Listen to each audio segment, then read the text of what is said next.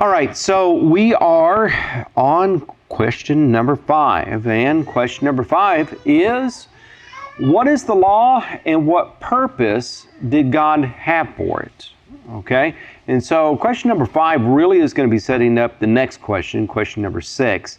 And question number 5 really has two different parts to it, and that is, number one, we got to ask ourselves, what is the law? And then we also have to ask ourselves the question of, well, what was God's purpose with the law as well? Now, as far as what is the law, you can think of the law as being the first 5 books of the Old Testament. So you got Genesis, Exodus, Leviticus, Numbers, and Deuteronomy. And so how the Jews divided up the Old Testament, they said, okay, these 5 books that God inspired Moses to write, these 5 books are the books of the law. And so, you could say the law is that.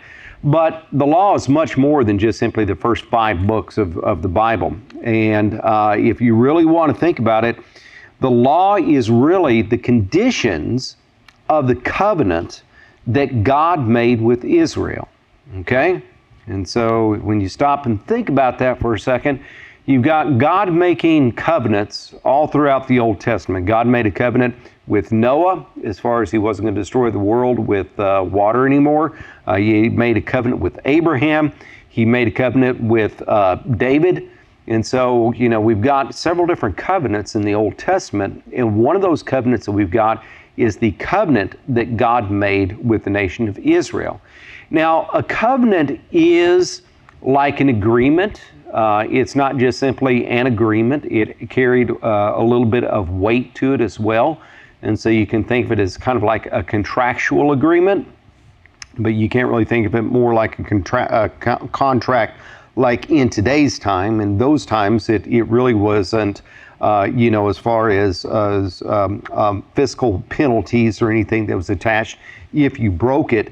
Instead, a covenant was something that was made by a couple of different parties, and they oftentimes appealed to God for it. And so it was basically, I'm putting my life in God's hands for judgment if I break the terms of this covenant. That would be a covenant between 2 different people. And there were several different types of covenants, but basically you've got covenants that would have been more or less unconditional, that is, I'm going to do this. And then you've got covenants that are conditional. I'm going to do this if you do that, okay? Now, as far as God and the covenants that He made down through the Old Testament, God entering into a covenant with a person, or God entering into a covenant with people, in this case Israel, was really God's intent to show people how serious He was about something. Because if you think about it, if God says, I'm going to do this, does He need to make a covenant for His own benefit? No, because He's God. I mean, if He says He's going to do something, He will do it. And it doesn't matter if He makes a covenant or if He doesn't make a covenant. I mean, when He says He's going to do something, He's going to do it. And so, as far as Old Testament covenants go, the emphasis of the covenant was not on God's part. The emphasis of the covenant was on the recipient's part, because they knew and understood that God meant business, okay? So here we've got this covenant that God made with the nation of Israel, and it is a conditional covenant. And that is, God says to Israel, I'm going to do this if you do that, all right? And so the law is going to be those conditions of that covenant. Now, does that make sense? Okay, so let's take a look at a couple of different passages in the book of Exodus, and let's see how these conditions all played out. So, looking at, first of all, chapter 19. So in Exodus chapter 19, what we've got is, before that, we've got God coming to deliver the nation of Israel out of Egyptian captivity. And so God does that by striking the Egyptians with 10 plagues. He crossed over the Red Sea, brought them into the Sinai desert. And there he goes to make this covenant with them. As a matter of fact, in chapter 19, verse 1, it says, in the 3rd month after the Israelites left Egypt, on that very day, and so we're talking about the very day, 3 months later after the Israelites left Egypt, here is this covenant that he's going to make with them. Now, if you skip on down to verse number 3, it says, then Moses went up to God, and the Lord called to him from the mountain and said, this is what you are to say to the house of Jacob, and what you are to tell the people of Israel. You yourselves have seen what I did to Egypt, how I carried you on eagle's wings and brought you to myself. Okay? And so he's just saying, you've seen what I did, the Egyptians with the plagues. You've seen how I have brought you, crossed over the Red Sea, what I've taken care of you and brought you to this point. And so look at verse number 5. It says, now, if you obey me fully and keep my covenant, then out of all the nations you will be my treasured possession. Although the whole earth is mine, you will be a kingdom of priests and a holy nation. And so, do you see what God is saying He is going to do for them? All right? So what He's going to do for them is He is going to be a God to them, and they are going to be His special nation. Now, you say, well, wait a minute, isn't God the God of all nations? And yes, He is, and He said that. I mean, He said that the whole earth is mine. And so it's not as if, God didn't and was not in possession, or not as if He wasn't sovereign of all nations. It's just that He was going to specifically select one nation, and He was going to say, I'm going to be your God, and you're going to be my people.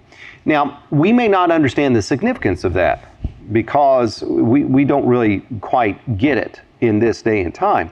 But if we were to transport ourselves back to this day and time, you have to understand is that the way that people thought is if a nation started to get a little bit of strength and get a little bit of steam, they oftentimes thought it was because of a certain god helping out. And so oftentimes a king or a ruler would say, okay, you're going to be my God. Of course, they're idolaters. They worship a whole bunch of different gods, but I'm going to really dedicate myself to you, and you in turn are going to strengthen and empower this nation.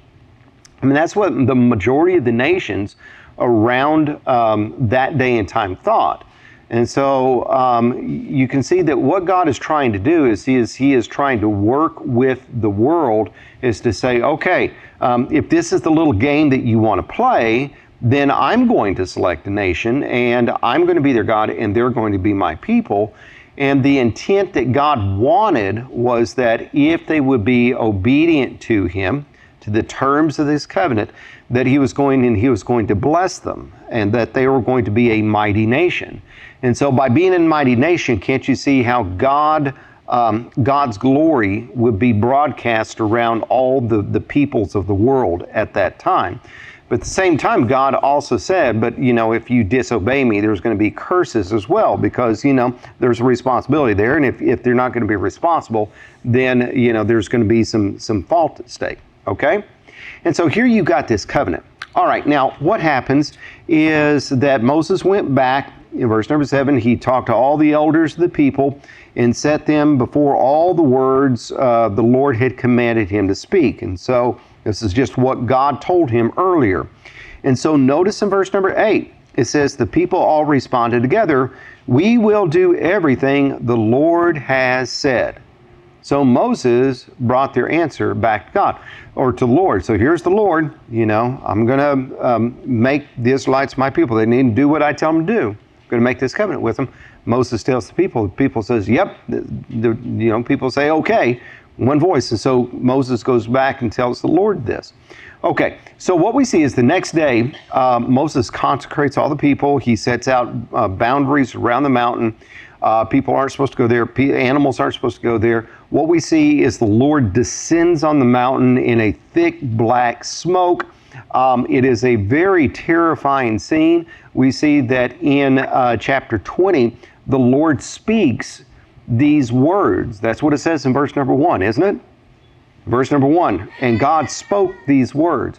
And so we oftentimes think of the Ten Commandments as what God gave Moses on the tablets, right? Okay, he did that, but he does it later. What he does before that is he speaks these 10 commandments to all the Israelites.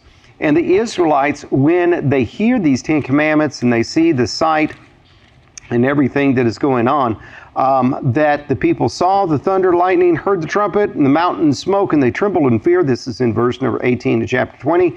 And they stayed at a distance, and they said to Moses, speak to us yourself, and we'll listen, but don't have God speak to us, or we're going to die. I mean, it was quite a sound. And Moses, kind of going back to the question that we had last week about, being in fear of the Lord, but not being afraid of the Lord. You'd think that if you saw such a sight that you'd be afraid, wouldn't you? And these people were afraid. But if you look at what Moses tells the people in verse number 20, he said to the people, do not be afraid. He said, God has come to test you so that the fear of God will be with you to keep you from sinning. Okay? So there's an idea right there. I know this is going back to that question last week, but, the fear of the Lord is different from being afraid of God. Here is a situation where God is, having himself demonstrated in a very fearful way, but Moses is telling the people, you don't have to be afraid. God is doing this to test you so that you will develop this fear of the Lord so you're not going to sin. Okay? All right. So what happens is that Moses goes up and he starts to get a little bit of these conditions for the people, and he comes back. And if you skip on over to chapter 24, what we see is that the Lord told Moses, come up to the Lord, you and Aaron, Nadab and Abihu, and 70 of the elders of Israel. You're to worship at a distance, but Moses is supposed to approach the Lord.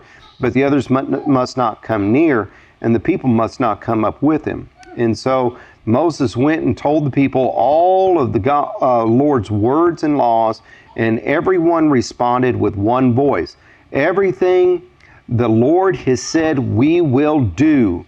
Moses then wrote down everything the Lord had said. And so Moses went up, God gave him all of these different commandments. Moses came back to the people and said, okay, here are these conditions, more than the 10 commandments. And the people respond with one voice. Everything the Lord said, we will do. Now, do you see what's going on here? Here we've got this covenant, we've got the conditions. Okay? And Moses wrote these things down into this book. And then what follows in chapter 24 is this covenant ceremony that takes place between God and Israel. What we see is that Moses goes and makes altars. Moses takes sacrifices. Moses takes blood and puts it in bowls. Okay? He takes half the blood and he puts it on the sacrifices, and he takes the other half and he sprinkles it on the people. And you think, okay, why would he do something like that? Well, because oftentimes when covenants would have been made between two different parties in that day, there would have been some sort of sacrifice that would have been made, and blood would have been applied to both parties, because they were in essence saying, if I break this, then it's going to be my blood, so to speak.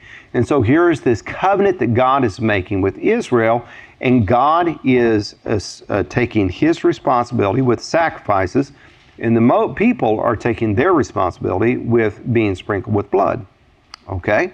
And so after that, what we see is these 70 elders of Israel, and Moses, Aaron, Nadab, and Abihu, they went up, they saw God, and they ate and drank. And so this is the covenant ceremony and the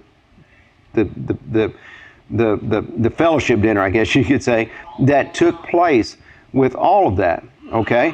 And so here is the establishment of that covenant. Now, Moses then goes on up from there, and he receives more instructions from the Lord, and he also receives those 2 tablets with the 10 commandments that God writes with his own finger. Okay? And so you remember the story. The Israelites didn't follow the Lord. They went and they made a golden calf because Moses was 40 days, 40 nights up there. And so he came down, he broke the tablets Contrary to what, the Ten Commandment movie with Charlton Heston, no, it didn't blow up. He broke the tablet, he ground them up, or he ground the calf in water, and he made the people drink it, okay? And there were some other things that went on too. But then later on, we see that Moses continues to write the book of Exodus. Moses continues to write in the book of Leviticus, and then Numbers, and then Deuteronomy. And Deuteronomy is going to be a restatement of the law, and that's why it's called Deuteronomy, because the word Deuteronomy means like second law. And so it's a restatement of the law for a generation of people who didn't get it the first time. Okay? All right, so when you think about what the law is, that's what it is right there. And when you read the law, you've got different components to it. You've got just simply, this was the Israelite civil law. And so, what happens if a man's bull gets out and gores somebody? What is his liability for it? What happens if you go and you injure a person or you injure another person's servant? What's your liabilities for it?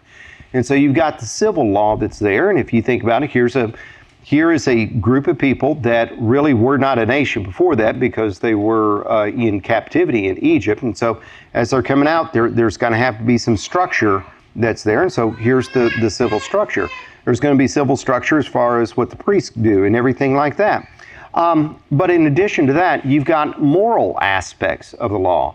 And so when we take a look at the Ten Commandments are part of the law, but it's kind of a summation of the law. And so, we look at the Ten Commandments and we see a lot of moral things that are there, and a lot of civil attributes too. You shall not steal, you shall not murder, so on. So you shall not bear false witness. I mean, we should have those in our civil code as well, right? But there's moral aspects to it as well. And then when you take a look at the law, there's also religious aspects to it as well. You read the book of Leviticus, and if I'll be honest with you, sometimes when I read the book of Leviticus, I think I'm a little bit bored. I'm a little bit disinterested here, because there's a lot of just rules and regulations of what the priests were supposed to do with the sacrifices, and so I'm not saying that those aren't good. I'm not saying those aren't important or anything like that. It's just that sometimes you just kind of get lost in the weeds a little bit. At least I do. So here's the religious aspect of it. Here's the moral aspect, and here's the civil aspect. Okay?